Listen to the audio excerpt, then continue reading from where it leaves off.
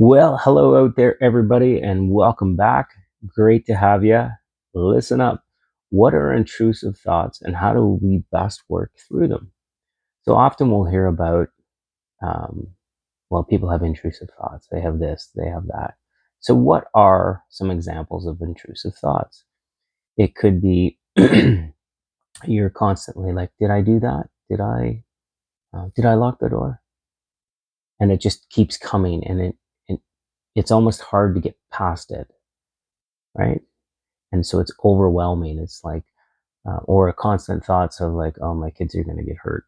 My kids are going out and get hurt, and this is going to happen to them, and this is going to happen to them. Or, oh my goodness, that person's made me so angry, right?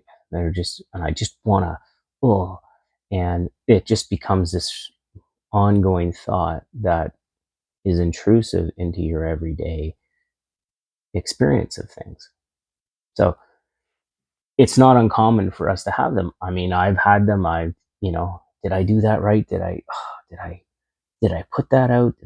And using small example, everyday examples like, did I put the garbage out? Did I put oh shit, we're going away and, if I didn't put the garbage out, it's going to be, and then you're at work and that's what's going on in your mind, right? Those thoughts take you away from what's going on currently in your present moment.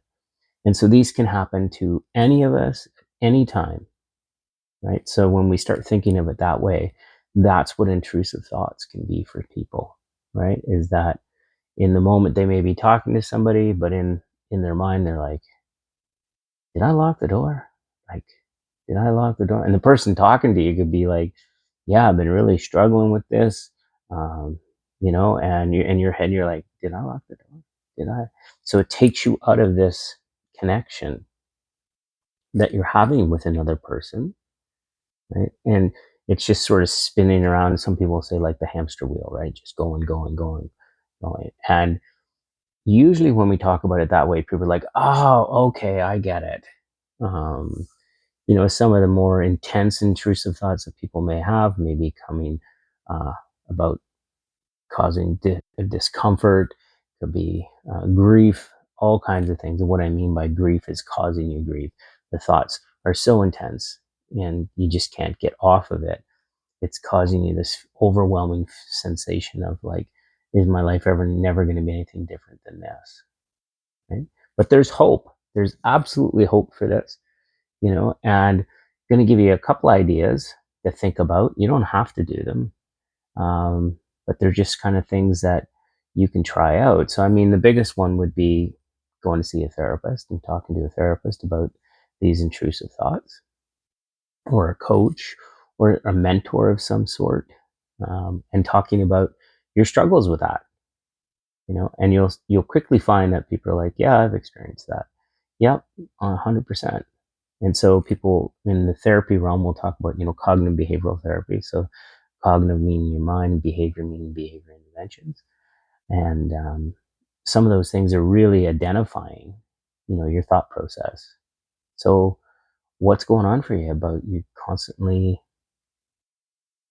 making sure that the doors are locked, or that you're thinking, did I lock the door? And this is just an example, like, so take it as it is. It could be you get into that thought of, is like, well, I'm worried about someone breaking in. I'm worried about someone in my family getting hurt, or myself getting hurt. And so it goes to that constant, like, I need to know it's locked. Because once you know it's locked, that gives you self reassurance, right? It gives you comfort in knowing that. Because there was lots of people that'll leave the house and never lock the door, and that doesn't come up for them. That doesn't come up for them at all. They're like, well, we left the doors unlocked when we were kids. I just leave them unlocked now. Nothing ever happened then, so I'm assuming nothing will ever happen now. So that form of intrusive thought never comes up for them. You see how we all are different in this way, right? So when we look at different types of therapy that you can try, I mean, there's the reframing of that, really trying to figure out where that thought for you is coming from, and it's probably linked to something else. And I know there's lots of people out there like, oh my God, I'm so sick of hearing how stuff is linked to other things. Well, that's typically how it works. They're usually linked to a different pattern. And I know I've talked before about once we start noticing patterns, we can start pulling those patterns apart and seeing how they affect our daily life. Um, so patterns are a really big thing around when you start to notice patterns of behavior or thought process that you do, then you can link that to different strategies and interventions for yourself to either break that pattern or change that pattern. So we often talk about reframing, and I talked about this the other day. It's kind of like taking a brief picture or snapshot of that. So, the house, the doors are unlocked. I don't know. I don't know if I locked the doors or didn't lock the doors. And you just reframe that to, did you lock the door? Yeah, I know. I went to the door and did that. And I checked the door. Okay. So what happens when you reframe that and just see it? Yeah, I did lock the door and it's okay. I know the door is locked. But typically what we'll do is, yeah, I did lock the door, but what if I'm wrong? I could do something wrong. I don't want anyone else to get hurt because I didn't lock the door. I don't want to get in trouble because I didn't lock the door. So there's a pattern, right? Somehow you're going to get in trouble for forgetting. And most of us will start to see those patterns throughout our daily life and through everyday experiences, right? Somehow I'm going to get in trouble for my lack of not locking the door. And this is just an example, right? It's just an easy one because a great majority of us have this, like, oh my goodness, did I lock the door? Did I shut the stove off? Did I, these types of things. And so when we reframe that, we'll get a different outcome. And it doesn't mean I'll just reframe it once and the outcome is different.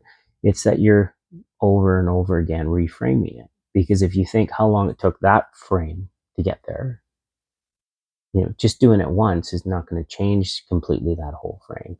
So you may have to do that over and over and over again till that new frame starts to build and stay and stick.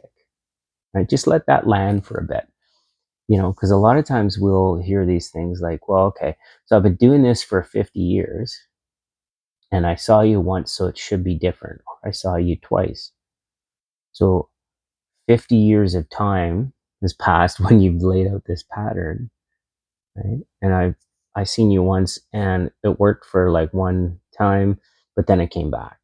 Well, yeah, that's so the whole point. You have to keep doing it, right? Until you don't have to do it anymore. And that will happen. Right? And the other part is I often talk about being very mindful.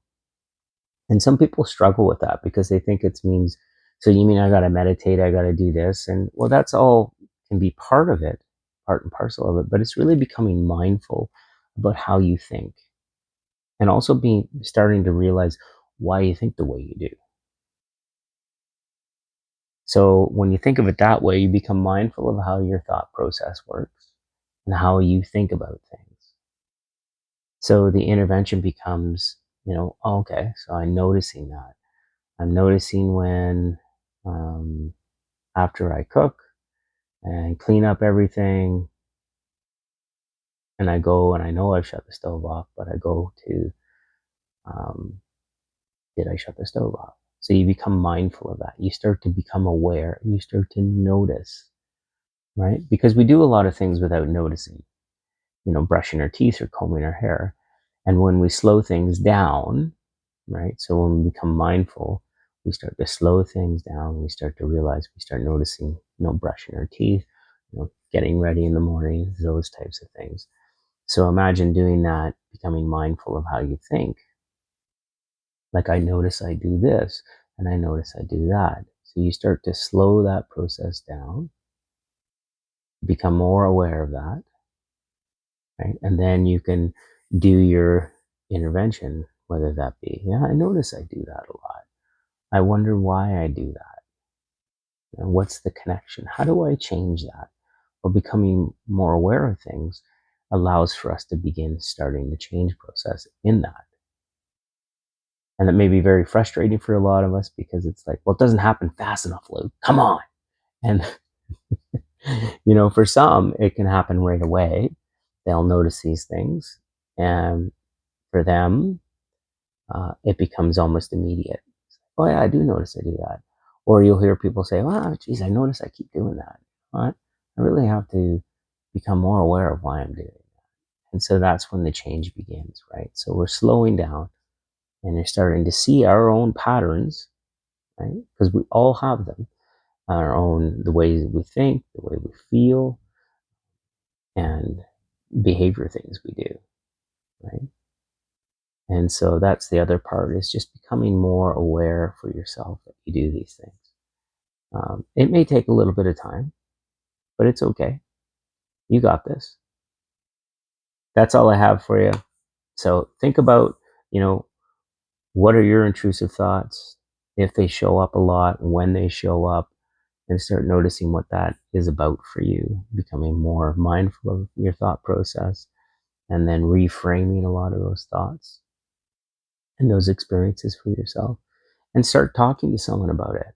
Like, hey, does this ever happen to you? Or make an appointment to go see a therapist, or go see a coach, or go see some sort of mentor, and take that first step into becoming your best interventionist, right? And just start for yourself making these changes. You can do it. You've got this. And as always, you know what? You're 100% enough. You are so enough. Despite what maybe someone has told you, either yesterday or 25, 35, 45, 55 years ago, you are enough. And you're so worth all the work you're doing. And I appreciate you stopping by, and hopefully these things are helpful. If they are, please like, subscribe, share this as much as you want. And remember, you are loved. All right. Take care, and we'll see you again. Bye.